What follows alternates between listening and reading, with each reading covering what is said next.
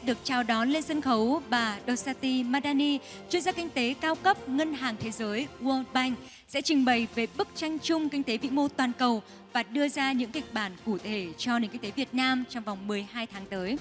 Ladies and gentlemen, please join me in welcoming on stage Ms. Dorsati Madani, Senior Economist World Bank, for her sharing. Ms. Dorsati Madani, please. The stage is yours. Thank you very much for this great honor and pleasure to be here today. My name is Sati Madani. I have been working with the World Bank for a long time, and I've been in Vietnam for 3 very nice years.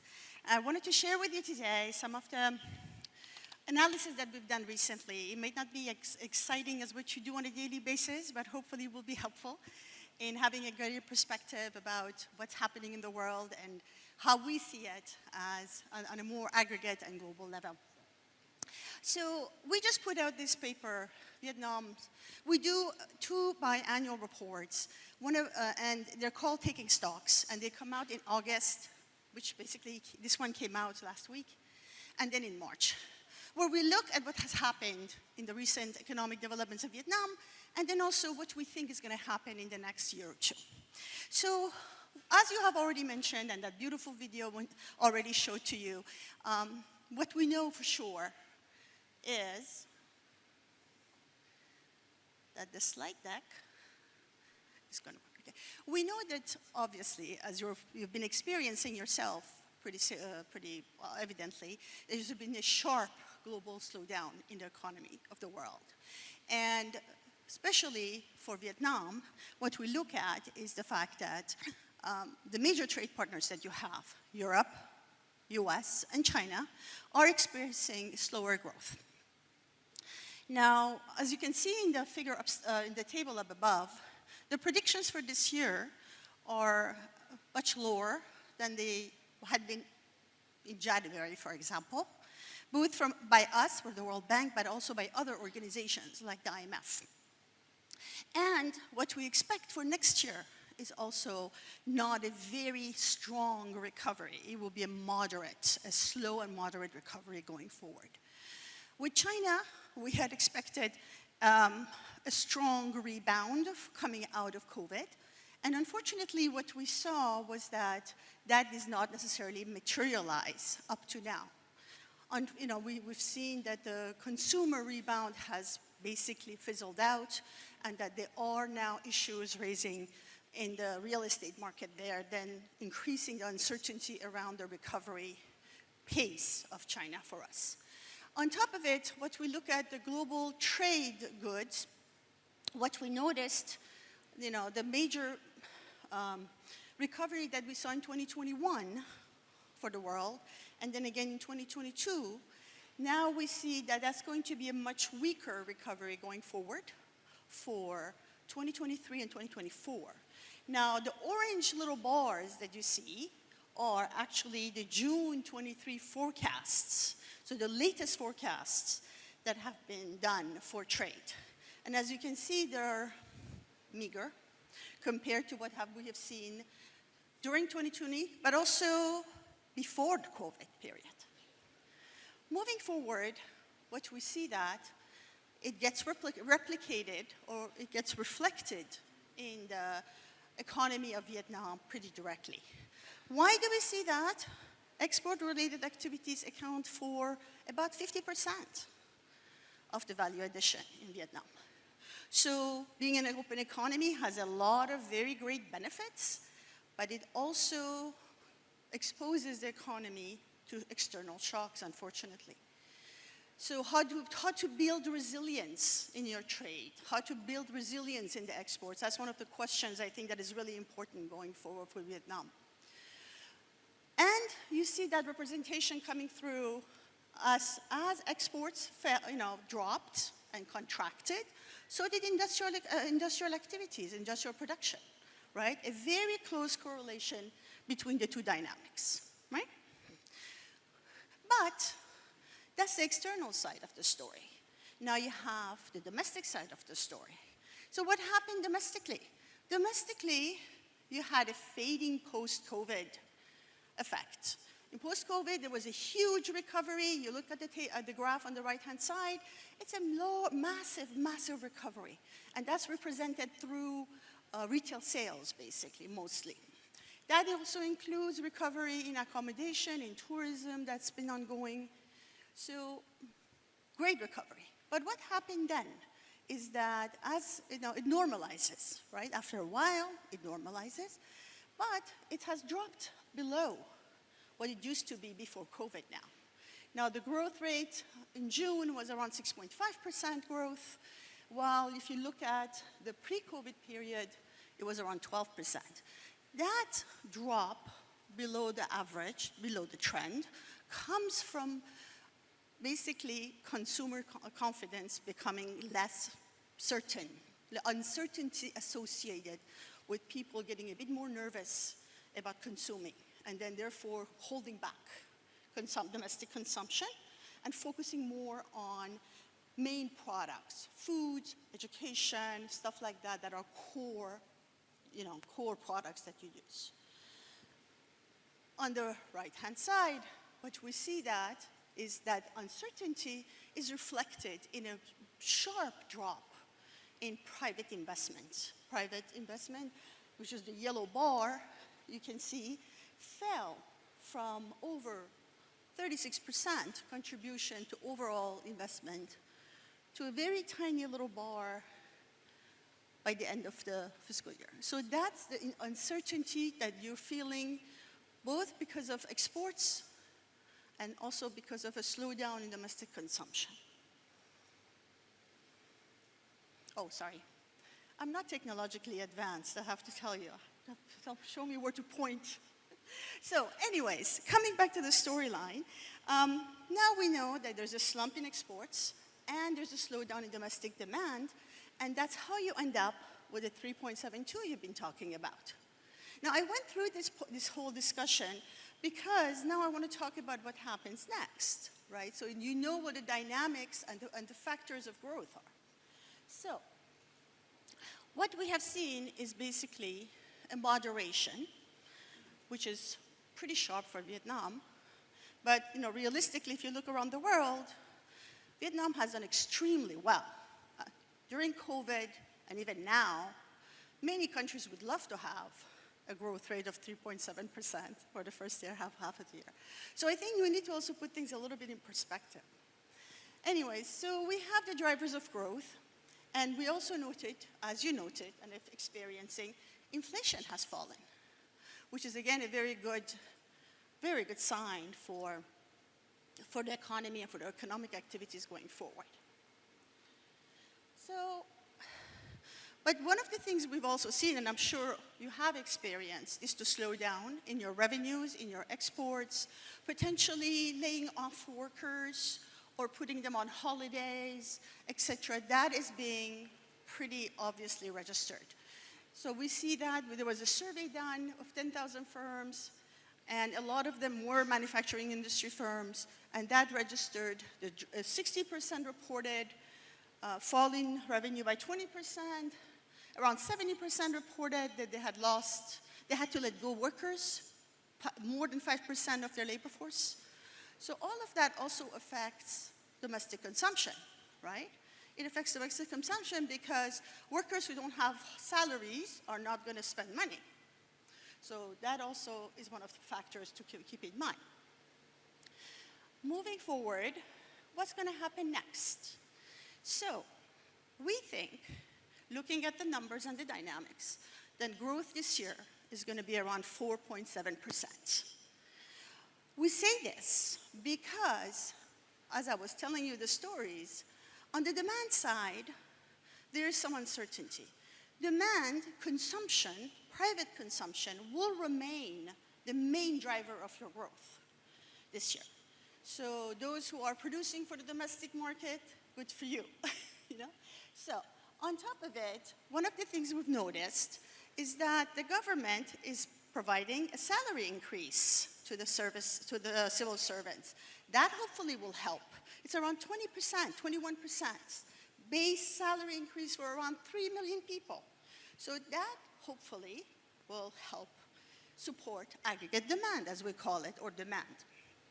Now, next, what happens to investment? We think that private investment, hopefully, will start picking up by the end of the year into next year. Why do I say this? Because we think that exports globally are going to start picking up end of this year into next year. And I'll show you some proof of that, but we'll get to that. One of the things also that has happened is that the government has stepped in and is trying to push out a lot of public investment. That is a good thing to do. It's a right policy. Because what it does, if they succeed in pushing it out and dispersing it, is that it puts money in the hand of contractors and in the hand of workers who work for those contractors and into the economy. So that's a good thing for the government to do when an economy is slowing down. Very important. All in all, then, what we have, and on the export side, what we think is going to happen is going to be, export, we expect it to be better. We expected export to be stronger. At the beginning of the year, I was projecting a much higher export for the world and for Vietnam, right? So my projection for growth was around 6.3%, based on that, on the strength of that. Unfortunately, that's not going to happen. So we expect it to pick up by the end of the year, but it's not going to be this massive, strong pull, right? Because your markets are slowing down, right? Your major markets are slowing down. All right. We'll go past that. That's not that. Oh. Sorry. Okay. So this is the latest forecast we have for imports by US and the European Union for end of 23 and into 24. As you can see, there is a mild recovery happening, and that's why we think that there is a good opportunity for the Vietnamese economy to capture that, be part of that recovery and revival. This comes from the OECD database, right? So that is going to be, hopefully, one of the dynamics of growth. We have the demand that's going to pull up, and also we have the exports. Now, of course, the economy will face headwinds. It will face downside risks. If global growth slows down even further, then of course Vietnam will be impacted. There's not much we can do about it. If you have increasing tightening of global financial conditions, i.e. the US, the EU, UK, major industries increasing their interest rates, that tightening the markets, right? Impacting the consumer demand, that's going to affect the economic growth. Global climate change. More hurricanes this year has been the hottest on the recorded history. All of that, the environmental damage, hurricanes that hit Vietnam, the damage it can do, the rains, etc., that can affect economic growth.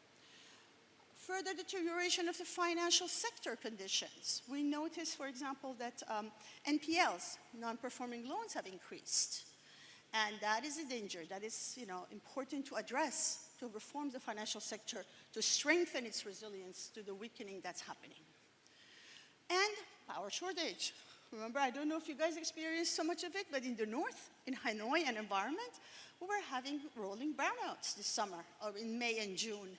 And that affected the economic growth by around 0.3%. That's important, ensuring that you have the right supply for demand surges. So investments especially in transmission, will be very important for the economy. Okay, so going forward, we talked about growth being 4.7%, which is much less than what we would like to see, which is the objective of the authorities, which is 6.5. Next year, we think growth will be hopefully better. We projected to be 5.5. And then in 2025, 6%.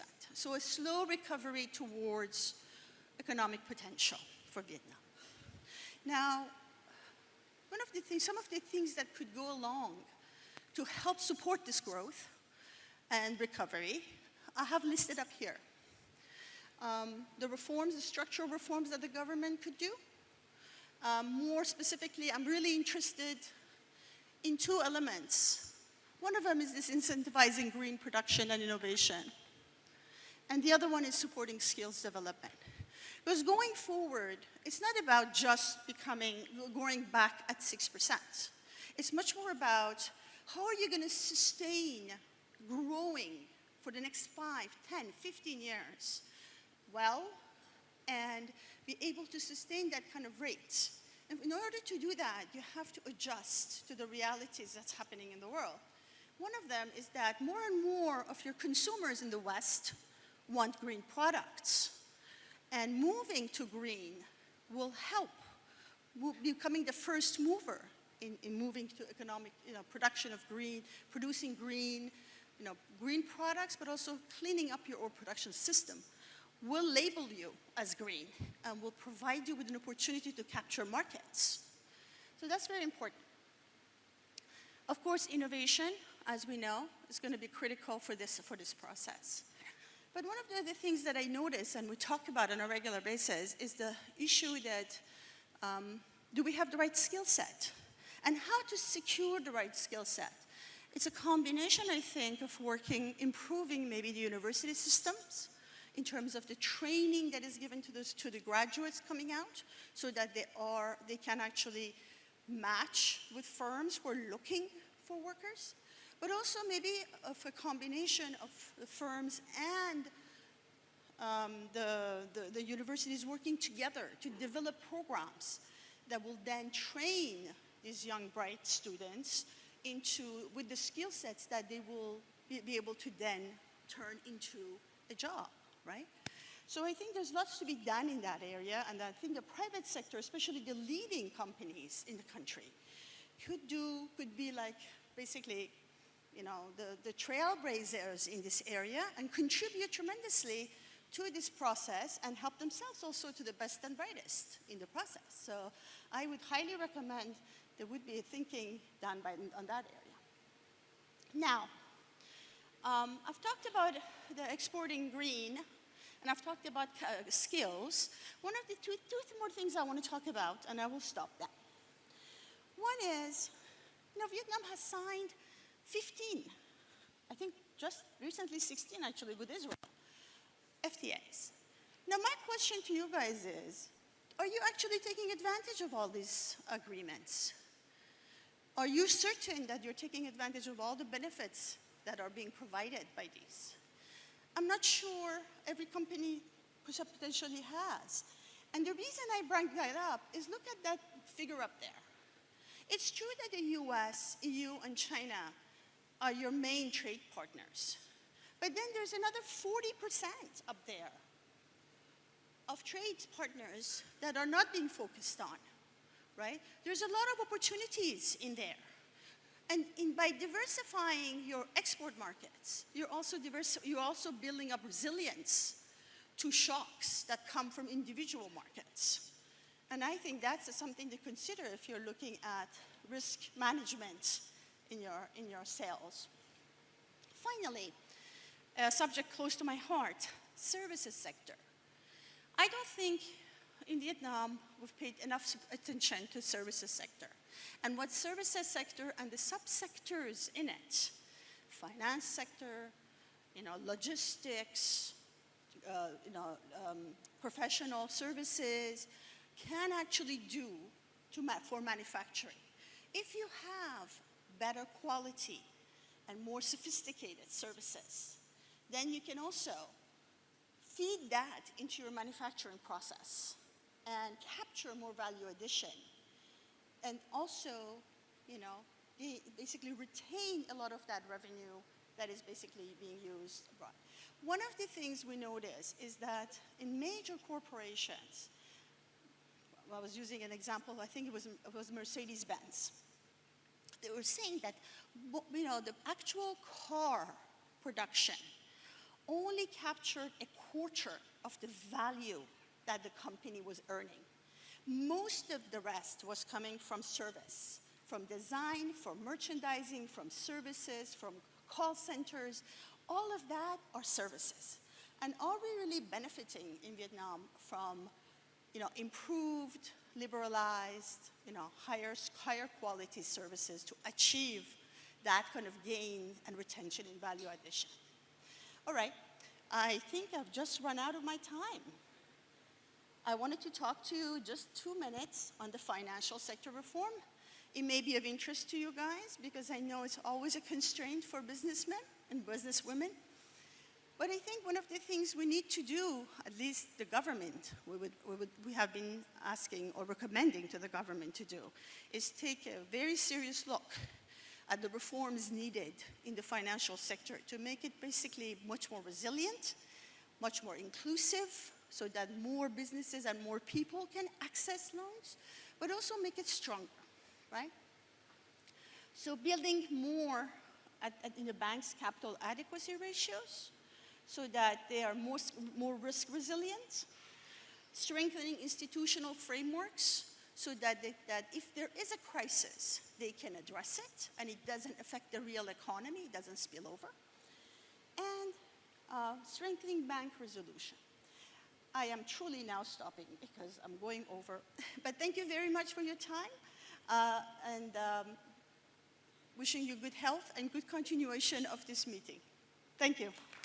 Thank you so much, Ms. Dorsati Madani, and we would like to invite you to remain on stage, please. Ms. Madani, please come back to the stage, and we have a trophy for you to say thank to you and coming with us. We would like to invite you to come back on stage to receive our token of appreciation for your attendance. Thank you. Và ngay sau đây chúng tôi xin được trân trọng kính mời lên sân khấu ông Nguyễn Anh Vũ, tổng biên tập tạp chí Forbes Việt Nam sẽ lên sân khấu để trao tặng kỷ niệm chương cho diễn giả của chúng ta, bà Dorsati Madani.